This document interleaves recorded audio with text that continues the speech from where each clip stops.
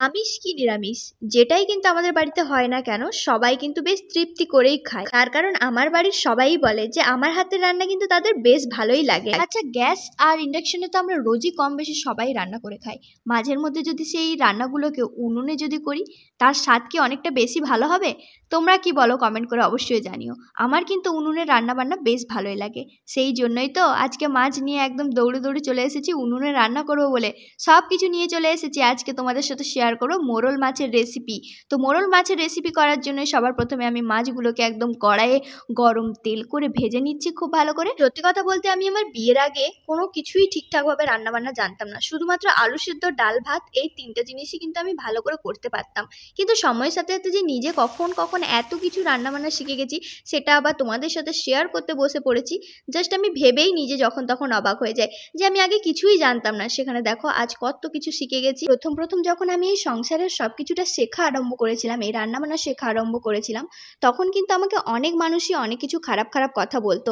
এমনকি আমার এই রান্না ঠিকঠাক গুছিয়ে না করতে পারাটা এত বড় পাপ ছিল যে অনেকেই আমার বাবা মাকেও খারাপ খারাপ কথা বলতে ছাড়েনি। প্রতিটি কাজে ছোটোখাটো ভুল ত্রুটি নিয়েও বলেছিল যে তোমার বাপ মা কেমন যে তোমাকে কিছুই শিখিয়ে পাঠায়নি। তারা হয়তো আমার বিচার করার সময় ভুলে যেত যে তারাও কিন্তু তাদের মায়ের পেট থেকে কিছুই শেখে আসেনি। এমনকি তাদের যে সন্তানেরা তারাও হয়তো এখনও অনেক কাজ রয়েছে যেগুলো ঠিকমতো গুছিয়ে করতে পারে না, তার বাবা মায়ের দেখেই হয়তো শেখে। যাই হোক, কিছু কিছু মানুষ নিজের বিচারের থেকে অপরের বিচার করতে বেশি ব্যস্ত থাকে। নিজের বাড়ির মা বোন বা নিজের মেয়ে কতটা পারে সেই সব দেখে না, খালি পরের বাড়ির মেয়ে পরের বাড়ির মা পরের বাড়ির বোনকেই উল্টোপাল্টা কথা বলতে ব্যস্ত থাকে। তো জ্ঞানের কথা বলতে বলতে তোমাদের রেসিপির কথাই বলতে ভুলে গেলাম। যে তো মাছগুলো ভেজে নেওয়ার পরে আমি আলু কেটে রেখেছিলাম আর সাথে একটা বড় দেখে টমেটো কেটে রেখেছিলাম।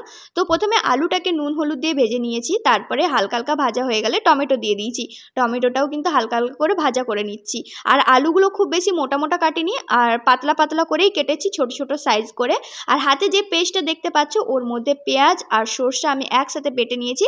তোমরা চাইলে কাঁচা লঙ্কাও দিতে পারো, কিন্তু কাঁচা লঙ্কাগুলো আমাদের বাড়িতে অনেক ঝাল, আর ওই কাঁচা লঙ্কাগুলো যদি আমি বেটে দিই অনেকটা ঝাল হয়ে যাবে আর সিনু খেতে পারবেন। পরে এই পেস্ট করা মশলাটাকে আমি দিয়ে দিলাম ভাজা করা আলু আর টমেটোর মধ্যে। আর এর মধ্যে মশলা দিয়েছিলাম আমি হলুদ গুঁড়ো, লঙ্কার গুঁড়ো, নুন। আর এদিকে যখন আমি রান্না করছি একটা ছাগল এত পরিমাণে উৎপাত করছে যেন পাগলি দিদিকে ভীষণ পরিমাণে পছন্দ হয়েছে। পাগলি দিদির বাড়িতে যেন খুব টেস্টি টেস্টি খাবার রয়েছে, তাই জন্য ওর বাড়িতে ঢুকছে। তারপরে সুনীল কি কমেন্ট করলো শোনো।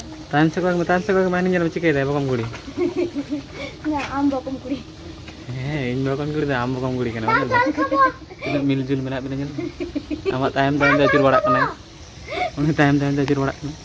ঠাট্টাই আর কি করতে করতে এদিকে যতগুলো মশলা আমি দিয়েছিলাম কড়াইয়ের মধ্যে সব মশলাগুলো কিন্তু কষানো হয়ে গেছে। এরপরে আমি দিয়ে দিচ্ছি পরিমাণ মতো জল। এটা একটু শুকনো শুকনো হলেই বেশি ভালো লাগবে, মানে একদম পাতলা যে রুই মাছের ঝোল হয় সেই রকমের ঝোল না করলেই আমার মনে হয় ভালো। তো একটু শুকনো শুকনো হবে তাই আমি পরিমাণ মতো জল দিয়েছি যাতে আলুগুলো সিদ্ধ হয়ে যায় আর মাছগুলোও যেন ভালো করে ভিজে যায়। মাছের স্বাদ বাড়ানোর জন্য আমি প্রত্যেকবার কিন্তু একটা টোটকা করি যাতে মাছের স্বাদ অনেকটা বেশি বেড়ে যায়। তো এই টোটকাটা কিন্তু আমার মায়ের কাছ থেকে শেখা। যেহেতু আমার বাপের বাড়ি বাঙাল তাই প্রায়শই বাঙালরাই এই জিনিসটা করে থাকে। তোমরাও যদি মাছের তরকারি করার সময় স্বাদ ও গন্ধ দুটোই বাড়াতে চাও তাহলে অবশ্যই এই টোটকা কিন্তু ট্রাই করো। পর আর কিছুই না, হালকা নাড়াচাড়া করে জলটা শুকিয়ে এলে নামিয়ে নিলে রেডি আজকে আমার মোরল মাছের রেসিপি আলু দিয়ে। বাই বাই গাইস, দেখা হচ্ছে নেক্সট ভিডিওতে। কে কোথা থেকে দেখছো কমেন্ট করে জানিয়ে দিও। Bye bye.